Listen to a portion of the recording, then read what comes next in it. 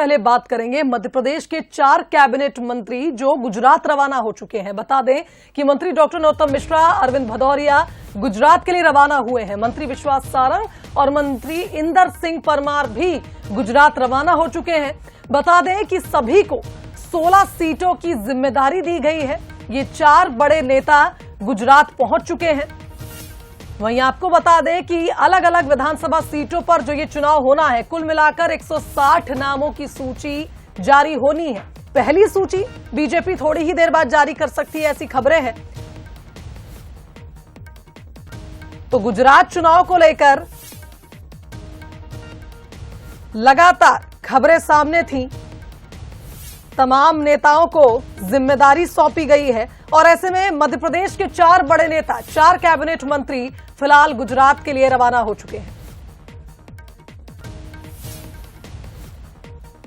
चलिए, इस खबर पर हमारे साथ executive editor Manoj Saini live जुड़ गए, उनका रुख कर लेते हैं। मनोज जी, गुजरात में बीजेपी पहली लिस्ट जारी कर चुकी है। इस लिस्ट में कई नामों पर चौंकने की बात भी लोगों के सामने आई है। कई ऐसे नाम हैं जिनकी उम्मीद नहीं थी लेकिन उन्हें मौका दिया गया है, और कई ऐसे नाम हैं जिनकी छटनी कर दी गई है, जिसमें मोरबी सीट की अगर हम बात करें तो वहां पर जो तत्कालीन विधायक थे उन्हें हटा दिया गया है। आने वाले चुनाव में और क्या कुछ नए समीकरण बनते नजर आ रहे हैं, और इस पूरी लिस्ट को लेकर आप क्या कहेंगे?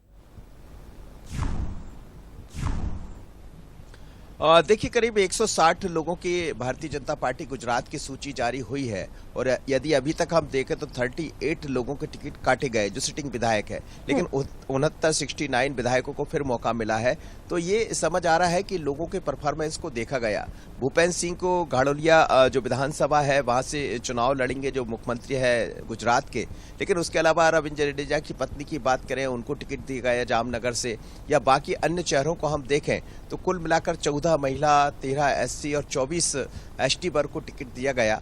लेकिन यदि बहुत गौर से इसको समझ पाते हैं तो इससे इतना जरूर समझ आ रहा है कि सिटिंग विधायकों के टिकट कटे हैं, और जब टिकट कटते हैं किसी एक चुनाव से पहले, क्योंकि इसके तत्काल बाद मध्य प्रदेश में भी चुनाव होना है, और क्या उसका असर मध्य प्रदेश में भी दिखाई देगा, ये बड़ी बात है। क्योंकि गुजरात से सटा हुआ मध्य प्रदेश है, और मध्य प्रदेश के नेता जिनका जिक्र आप कर रही थी, 4 कैबिनेट मंत्री इस समय, अरविंद भदौरिया, नरोत्तम मिश्रा या इंदर सिंह परमार जो शिक्षा मंत्री है, ये सब वो मिनिस्टर्स हैं जो वहां पर काम, विश्वास सारंग जो अपनी जिम्मेदारी संभाल रहे हैं। बनासकाठा जो जगह है वहां पर ये लोग गए हुए हैं, और करीब 16 सीटों की जिम्मेदारी इनके पास होगी। लेकिन 47 ऐसी सीटें हैं जिन पर भारतीय जनता पार्टी मध्य प्रदेश के नेताओं को जिम्मेदारी सौंपी है। 100 से ज्यादा नेता मध्य प्रदेश के गुजरात में अपनी भूमिका निभा रहे हैं। बड़ी बात यह भी है कि वहां से किस तरह की भूमिका निभाते हैं, और जब रिजल्ट आएंगे, परिणाम आएंगे, तो उसका असर भी मध्य प्रदेश के इन नेताओं पर दिखाई देगा जो विधायक है, मंत्री है, कैसा इनका परफॉर्मेंस रहा, जिस क्षेत्र की जिम्मेदारी सौंपी गई थी वो क्या। लेकिन यदि 160 लोगों की सूची हम देखते हैं तो अभी तक करीब 38 लोगों की सिटिंग विधायकों के टिकट कटे हैं। तो मध्य प्रदेश में भी जो रास्ता देख रहे होंगे अगला चुनाव लड़ने का 23 का, उनकी धड़कनें जरूर बढ़ रही होगी। बिल्कुल सही कहा मनोज जी आपने। जिस तरह से परफॉर्मेंस के आधार पर लगातार बीजेपी में बदलाव भी होते आए हैं, और लगभग 3 घंटे तक मुझे याद है कल ये मीटिंग चली थी जिसमें पीएम मोदी और केंद्रीय गृह मंत्री अमित शाह भी मौजूद थे।